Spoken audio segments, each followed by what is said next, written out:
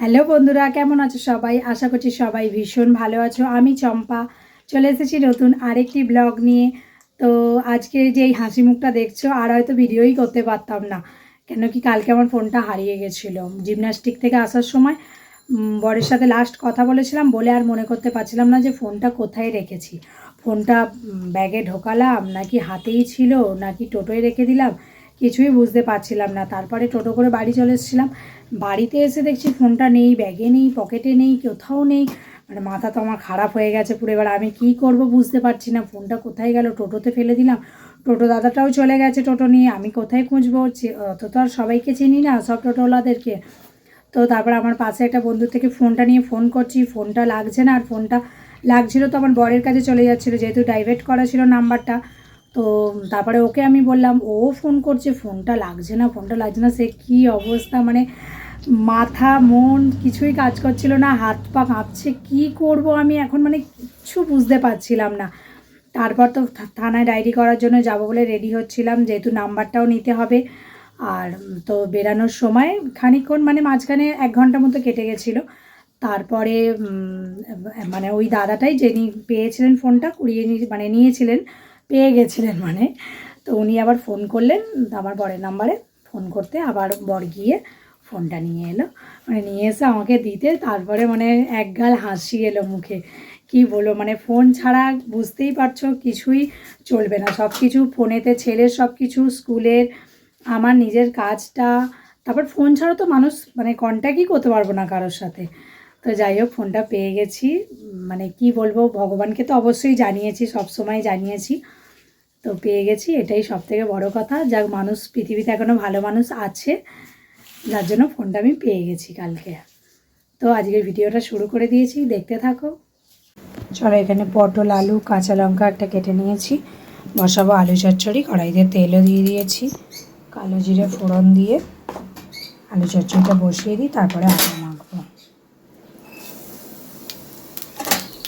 এই যে এটা কালকে আটা মেখেছিলাম, এত মনটা খারাপ লাগছিলো, আমি আর রুটি করতেই পারিনি, হাত পা কাজই হচ্ছিল না। এখন এটা নষ্ট হয়ে গেছে, ফেলে দেবো। দিয়ে আবার এখন নতুন আটা মাখবো রুটি করার জন্য। আগে 4টে রুটি ওকে করে দিই, তারপর বাকিটা আমাদের পরে করবো। ও নিয়ে বেরিয়ে যাক, বরকে খেতে দিয়ে দিই। ও খাবার নিয়ে যাবে না, খেয়ে যাবে বলছে, সময় আছে। লাড্ডু ওখানে ঘুমাচ্ছে। এই লাড্ডু, লাড্ডু ওঠ, আজ এক্সাম নেই বলে ঘুমিয়েই আছে। এই লাড্ডু, এটা হাফ বয়েল হয়ে গেছে, তুমি ছাড়িয়ে নাও। চলো, বর বেরিয়ে গেছে খেয়ে দিয়ে, ছেলে উঠে পড়েছে, ব্রাশ করছে। তো আমি ওকে রুটিটা করে দিই, ও খাক, তারপর আমি আমার কাজ শুরু করব। সব আস্তে আস্তে করবো, যেহেতু স্কুল নেই, অতএব তাড়াহুড়োও নেই। জল খাবারও খাইয়ে দিয়েছি, পেট ভরে খাইয়ে দিচ্ছি। এরপর ধীরে সুস্থে এরপর ধীরে সুস্থে সব কিছু করবো। এনে খেয়ে নে, তাড়াতাড়ি খেয়ে নে, নিয়ে পড়তে বস, 10টা বাজতে যাচ্ছে। বললাম বালিশগুলো গোছা।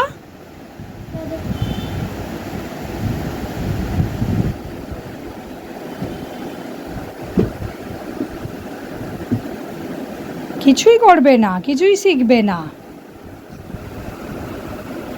তার ডিমটা খাবি না, হাফ বয়েলটা? কেন? এই যে হাফ বয়েল ডিম খাবে না, আবার পোচ করে দিয়েছে। না, ধর চামচটা ধর। হাফ বয়েল ডিমটা আমি খেয়ে নেবো। চলো, মোটামুটি সব কিছু হলো, স্নান, পুজো, খাওয়া। ডিমটা খেলাম, হাফ বয়েল ডিমটা, রুটি খেলাম একটা। তো এবার রান্নাটা শুরু করি। মাছটা অনেকক্ষণ হয়ে গেছে, বর এনে দিয়ে গেছে। বর আজকে খাবে না, আমি আর ছেলে খাবো। তো এবার মাছটা এখন ধুয়ে নিই, সবজি টবজি কাটি, দেখি কী রান্না করি। চলো, মাছটা ধুয়ে নুন হলুদ মাখিয়ে নিয়েছি। অনেক দিন চারা মাছ খাইনি, তাই বরকে বলেছিলাম একটু চারা মাছ নিয়ে আসবে আজকে। ভাবছি পেঁপে আছে, পেঁপে দিয়ে আলু দিয়ে করবো ঝোল ঝোল, একটু অল্প করে। কেটে নিয়েছি পেঁপে, আলু, এই কুমড়োটা, এটা ভাতে দেবো, আমি খাবো কুমড়ো সিদ্ধ।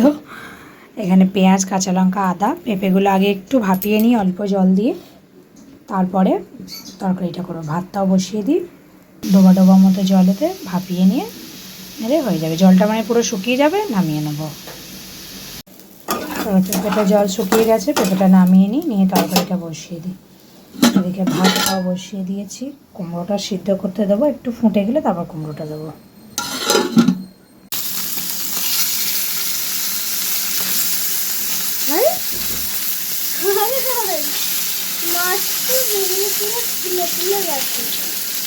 বিকেলের জন্য মানে রাত্রিরের জন্য কুমড়ো আলু পটলের তরকারিটা করে নিলাম, যেহেতু জিমন্যাস্টিক যাব তো তরকারিটার জন্য করে নিলাম। সময় ছিল, স্কুল নেই, ওই জন্য তরকারিটা বানিয়ে নিলাম।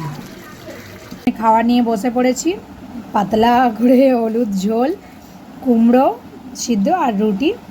এখানে লাড্ডু খাচ্ছে। কিসের তরকারি দিয়ে খাচ্ছিস? আলু পটল দিয়ে ঝোল মাছের। পটল কোথায় আছে রে? পটল দামে ও পেঁপে বলেছিলাম পেঁপে দেবে না, পেঁপে দিইনি। হ্যাঁ জানি ওইটা একটু আধটু পড়ে গেছিল, পেঁপে দিইনি। দিয়েছো তুমি? আমি দেখেছি। কি করে দেখলি? ওইটা বলছি একটু আধটু টুকরো চলে গেছিল। এটা কি? ওইটা একটা আধটা টুকরো, পেঁপে দিইনি। না হলে ঠিক আছে, খেয়ে নাও। এখন ভাবছি কেন যে চারা মাছ আনতে বলেছিলাম বরকে। এই বাচ্চার এত জ্বালা না, যার জন্য চারা মাছ খেতেও চাই না, কিন্তু অনেকদিন পর একদিন তো ইচ্ছাও করে না চারা মাছ খেতে। ছেলেকে বেটে দিলাম, আবার আমারটা বাঁচো। খাওয়ার মজাটাই নষ্ট হয়ে যায় এত কাঁটা বাঁচতে বাঁচতে, কিন্তু অনেকদিন পর ইচ্ছা করলো, আর কি করবো, আর বলবো না এখন আনতে। চলো, সেই খাওয়া দাওয়ার পর ভিডিও পোস্ট করলাম, একটু রেস্ট নিলাম, নিয়ে এখন রেডি হয়ে বেরিয়ে পড়েছি। লাড্ডুকে ছাড়বো টিউশনে, তারপর আমি চলে যাবো ওখান থেকে পড়াতে, পড়িয়ে আবার ওকে নিয়ে তারপর বাড়ি আসবো। আকাশটা তো মেঘলা হয়ে আছে, বৃষ্টিও হয়েছে অল্প। চলো যাই এবার। চলো, পড়ানো হয়ে গেছে, এবার ছেলেকে নিই। বৃষ্টিও এসে গেছে, ছাতাটা খুলে নিয়েছি, দেখি ওর হলো কি। দেখো বৃষ্টি হচ্ছে বলে ওকে রেনকোটটা পরিয়ে নিয়ে বের হলাম, বৃষ্টি থেমে গেছে, বেচারি গরমে পড়ে আছে। আলাম একেবারে পড়ে চল, বাড়িতে গিয়ে খুলে নিবি। সে ছেলেকে দুধ বিস্কিট দিলাম, আমি ওর থেকে নিয়ে বিস্কিট খাচ্ছি। বর কখন ফোন করে বললো আসছি, মুড়ি খাবো, তেলে বাজে কিনে নিয়ে আসবে। এখনও তার পাত্তাই নেই, 7টা বাজতে আছে, 6টার সময় বলেছে। দেখি কখন আসে, কখন মুড়ি খাবার, কখন ডিনার করবো। এখন এলো না, দেখি একটা ফোন করে দেখি। বর এই 1 বস্তা মুড়ি নিয়ে চলে এসেছে, কিন্তু তেলে ভাজা আনেনি। কি নিয়ে এসছে দেখি।